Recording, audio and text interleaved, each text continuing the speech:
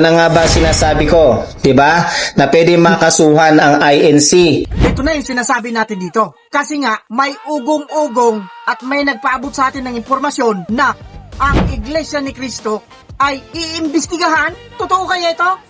Ito yung pag-uusapan natin. Kaya mas magandang talakayin natin kasi hindi basta-basta yung ating sniper na nagbigay sa atin ng informasyon. Dito pag-uusapan natin kung bakit napunta sa Iglesia ni Cristo. Pero bago tayo magsimula, syempre, bati muna tayo ng sa magandang umaga po, Luzon, Visayas at Mindanao. At syempre pa sa mga kapatid natin, mga kababayan natin na nasa iba't ibang panig ng mundo. Magandang umaga, magandang tanghali, magandang hapon, magandang gabi po sa inyong lahat yan. Kamusta na po kayo? Sana po nasa mabuti kayong kalagayan at sana po patuloy kayong gabayan ng ating Panginoong Diyos. At syempre pa yung ating mga suking komentos dyan sa baba. Maraming salamat po sa patuloy na suporta ninyo. Ngayon, tuloy tayo dito sa sinasabi natin. Mayroon nga nagbigay sa atin ng impormasyon. Ayaw niya lang magpabanggit dito yung kanyang pangalan na ang Iglesia ni Cristo ay iimbestigahan. Talagang ito na yung sinasabi natin. Kaya nga, ang pamamahala natin, laging nagbibigay yan sa atin ng paalala na ipanalangin talaga natin yung ating kahalalan. Kasi nga, kagaya ng nangyayari ngayon, kung bakit nadadawit dito ang Iglesia ni Cristo sapagkat doon sa isyo ng SEA Games ni Senator Alan Peter Cayetano. Paano naging connected yung Iglesia ni Cristo kay Senator Alan Peter Cayetano? Kung maalala po kasi ninyo, nung ginanap po ang SEA Games dito sa Pilipinas, doon po sa Philippine Arena, ginawa ang mga ilang mga laro. Kaya po dito nadadawit ang Iglesia ni Cristo. Ito yung pag-uusapan natin. Kasi nga, bakit nagkaganito? Kung maalala ninyo itong si NBI, Director Matibag, medyo binabanatan niya nga itong SEA Games na naugnay kay Senator Alan Cayetano. At dito, ito opinion ko ito ha, ito yung paraan nila para maikonekta nila ang Iglesia ni Cristo. Nag-gets ninyo, mga kapatid, mga kabarangay at mga boss, hindi tayo ob-ob dito eh. Hindi tayo tangie, hindi tayo kagaya nila. Akala siguro nila, mga ob-ob tayo, kaya nila ginagawa yan. Na kunyari pa sila, para lang ma-connect nila ang Iglesia ni Cristo sa isyo, dahil nga, naipakulong na nila si Senator Rodante Marcoleta. Ito yung pagkakataon para muling ma-connecta nila ang Iglesia ni Cristo sa pamamagitan kay Senator Alan Peter Cayetano na alam naman natin na si Senator Alan ay hindi naman yan Iglesia ni Cristo. Pero doon kasi ginanap sa Philippine Arena ang ginawang SEA Games nung mga panahon yun. Nag-gets ninyo, mga kapatid, mga kabarangay at mga boss? Di ba? Pinagtagpi-tagpi natin kasi nga naipakulong na nila si Senator Rodante Marcoleta. Ngayon naman, gusto nilang i-connect naman ang Iglesia ni Cristo sa pamamagitan ng SEA Games. Dahil nga, doon ginanap sa Philippine Arena ang ibang mga aktibidades ng SEA Games na nangyari dito sa ating bansa. Ito yung sinasabi natin na talagang selective justice yung ginagawa ng gobyerno natin ngayon.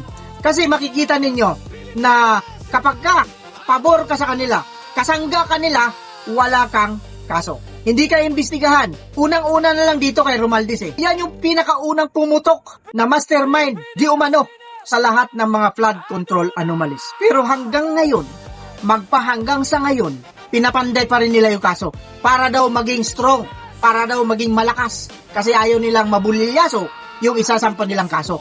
Ang tanong, bakit kay Senator Rodante Marcoleta napakabilis ninyong gawin yung kaso na hindi naman talaga konektado yon sa pera ng mamamayang Pilipino? Nagis ninyo, mga kapatid, mga kabarangay at mga boss?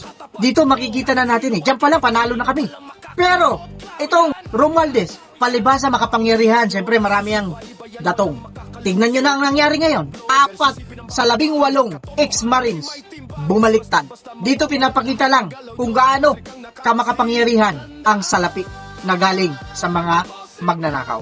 Dito lumabas yung kanilang tunay na pagkatao na noon ay kunyari lalaban sila hanggang sa dulo ng kanilang mga buhay. Pero bakit ngayon? Bumaliktad yung 4 na marines. Pero okay lang yan, bumaliktad sila. Kahit na bumaliktad pa silang lahat, nakatatak na sa isip at puso ng mga Pilipino na sila talaga yung ugat ng korupsyon dito sa ating bayan. Masakit isipin, pero yan ang katotohanan. Kaya nga, sumasaludo tayo doon sa 14 na natitira. At sana po, kayong 14, manatili na kayo dyan. Ipaglaban na ninyo yan. Wala na sanang babaliktad pa. Pero sa mga sinabi nila, hindi na rin sila babaliktad. Eh syempre, bibigyan natin ng resibo. kung talagang totoo na hindi na sila babalikan. Ayun yung video. Nagpatiro tayo sa kanyang halaga. Pagkakunting pera lang yan mga kapatid. Mga kasama ko sa Marines. Dapat hindi kayo nagpasilaw. Hindi nyo ipinapalit ang ating pinagdalaban ngayon. Para sa ating bayan. Para sa kinabukasan nating mga anak. Dapat hindi kayo kumayag kukunin lang yung mga ganyan na binigyan lang kayo ng konting pera. Pumalitan na kayo. Anong klaseng kayong Marines pa naman kayo. Sinira yung imahe ng Marines. Kaya dapat tayo may kalalagyan din kayo balang araw. Di ba? Diyan pa lang, kumbinsido na tayo na hindi sila babalikan. Pero ganun pa man, ano ang opinion ninyo, reaksyon ninyo tungkol dito sa issue na ang Iglesia ni Cristo ay iimbestigahan or kakasuhan ng mga ob na mga nasa gobyerno? I-comment ninyo dyan sa baba, mga kapatid, mga kabarangay, at mga boss. At kung mangyari man yan, talagang masasabi natin na eto na ang sinasabi na kailangan nating manindigan. With that, kagaya ng sinasabi natin dito, pag-iingat po tayong lahat.